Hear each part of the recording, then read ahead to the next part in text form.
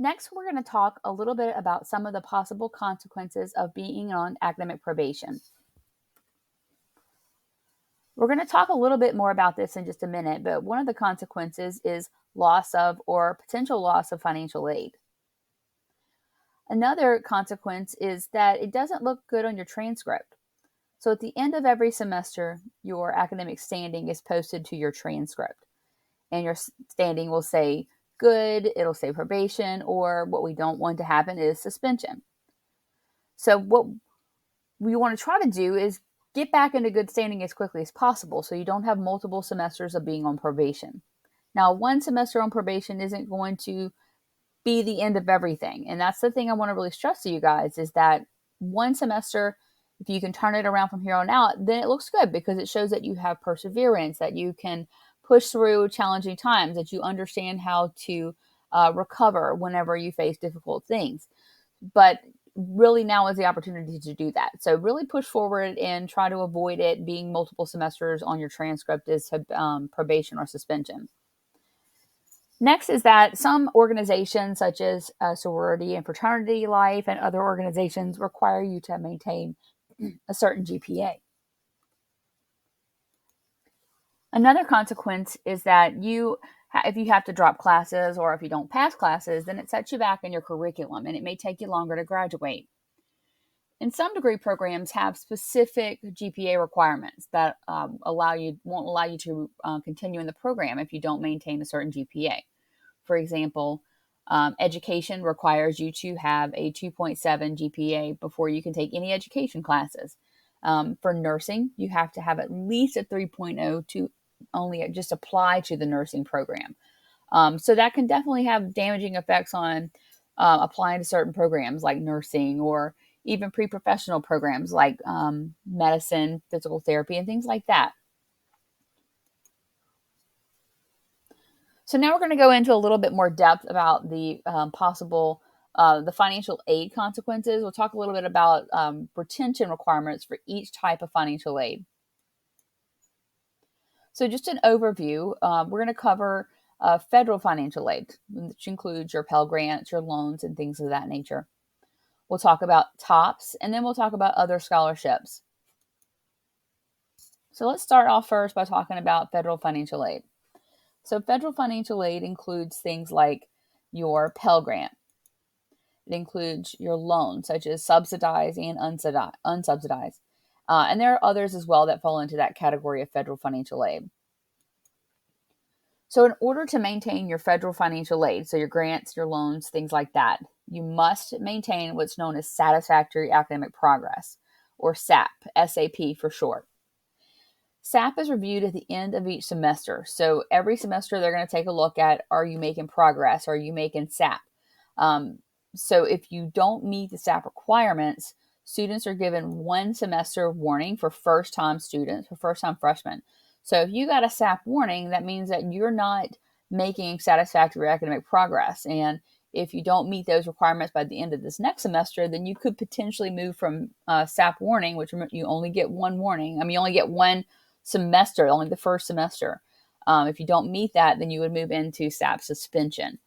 So keep that in mind that you don't want to end up in SAP suspension, because if you're suspended, you're not able to get any financial aid, Pell Grants, loans, etc. So here's how SAP breaks down. SAP requires you to complete at least 67% of the courses that you attempted. So this includes every class that you've taken. It includes classes that you withdrew from, is counted in that number, classes that you failed. So basically the way they calculate that is they look at how many courses you enrolled in. So let's say you enrolled in 15 hours and you dropped 2 classes. So you finished the semester with 9 hours. So that percentage is 9 divided by 15. So that percentage is what you would have your completion rate. So 67% is what you need for SAP. The GPA requirement for SAP is that you have to have a cumulative GPA of at least 1.75 for freshmen. So freshmen get a little bit of a buffer, but for sophomores and above, for 30 hours and above, you have to have a 2.0 or higher. And the third requirement for SAP requires that you complete your degree within a maximum time frame. So that time frame is 180 credit hours. So kind of equates to 6 years. So you guys aren't at that point yet. So it really doesn't, you're not really thinking about that yet, but just keep that in mind. There is a maximum amount of time that you can get financial aid. So if you don't meet the requirements of SAP, any one of those 3 requirements, your financial aid is suspended. So there's not really, like I said, the first semester, if this is your first time as a student, you may have got a SAP warning, but after that, there's no warning. So even if you didn't get a SAP warning, if you don't meet the SAP requirements going forward, your financial aid would be suspended. And like I mentioned a minute ago, there's a difference between academic probation, academic suspension, and financial aid suspension. But if you are placed on academic suspension, your financial aid is automatically suspended as well. So, if you're on suspension and you want to take classes this summer, or if you want to do an appeal for academic appeal, you would have to also do a financial aid appeal. So, just keep that in mind that they're not the same thing. There's 2 different processes for appealing if you choose to do that. Okay, next we're going to talk a little bit about TOPS. So TOPS is the Louisiana State Scholarship Program. And, for some of you guys, you may not have even realized that there's not a warning period. There's not a probationary period with TOPS if you didn't meet the 2.0 requirement, the minimum 2.0 requirement that you had to have for that. So unfortunately, some of you guys may have lost your TOPS this semester. And I know that was probably really hard when that fee bill came.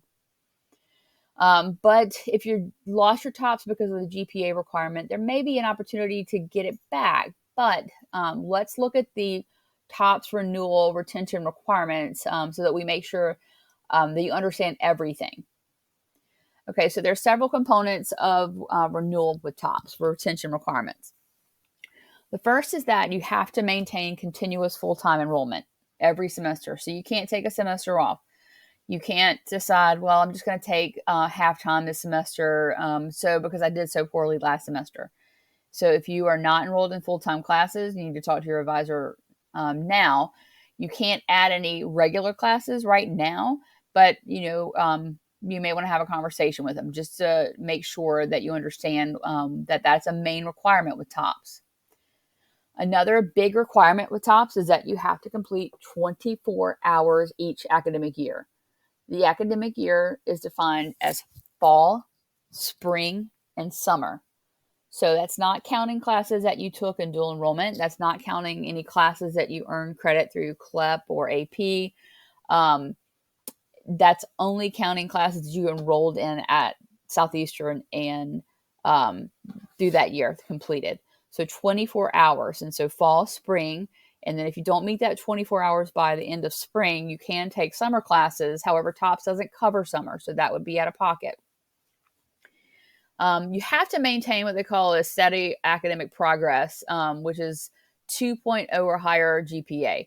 So if you lost your TOPS this semester, then because you were below that 2.0, that's because you didn't meet that requirement. So even though it's reviewed at the end of the year, that 2.0 is a benchmark you can't go below. But there is a minimum GPA for TOPS that you have to have based on the different award level that you have.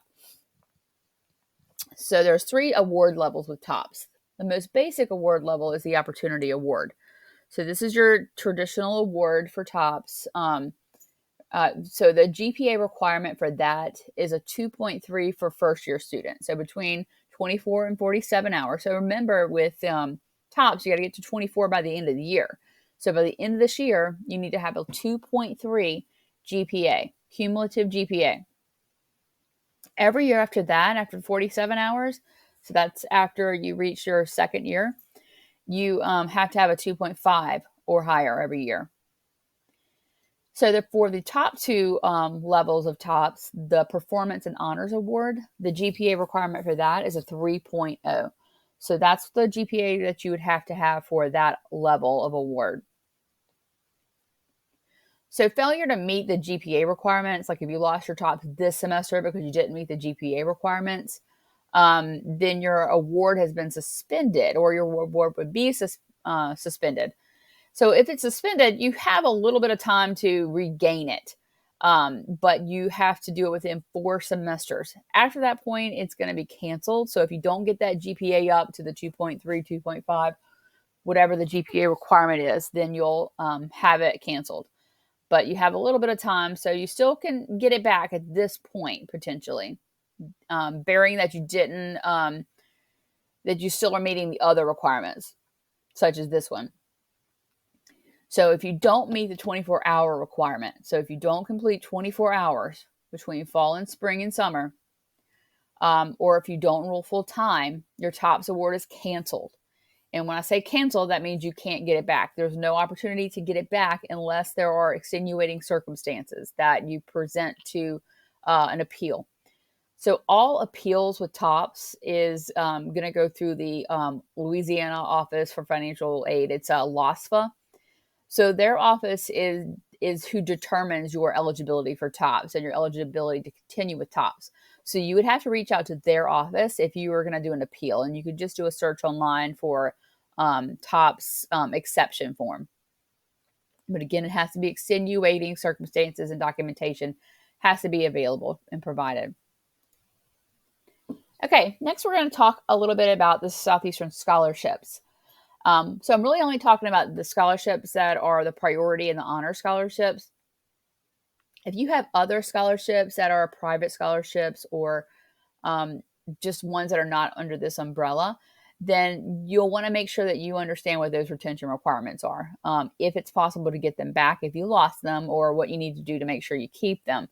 But what I'm specifically talking about here are the awards that you would get if you came in Southeastern as a beginning freshman. So the retention requirements for the scholarship, Southeastern scholarships, they're one step higher than TOPS. Okay, so at TOPS, you need 24 hours each year. For the scholarships, you need 30 hours per year. So 30 hours between fall, spring, and summer. You also have to maintain that 3.0 GPA. So you have to be full-time every semester. So, keep that 30 hours in mind, since that would be your goal if you're trying to regain your scholarship. So if you have any specific questions about your scholarship, about financial aid, reach out to their office. You can either go to their office. They're located on North Campus in the main building. You would check in at the enrollment services reception area, and they would have a financial aid counselor come and speak to you. You can call their office and ask to speak to your financial aid counselor. You can email them. You can also go to their website, and on their website, you'll be able to see the staff, and you'll be able to see the breakdown of the financial aid counselors by last name. So you'll be able to contact your financial aid counselor directly. So that is what I would recommend doing if you have any questions about financial aid.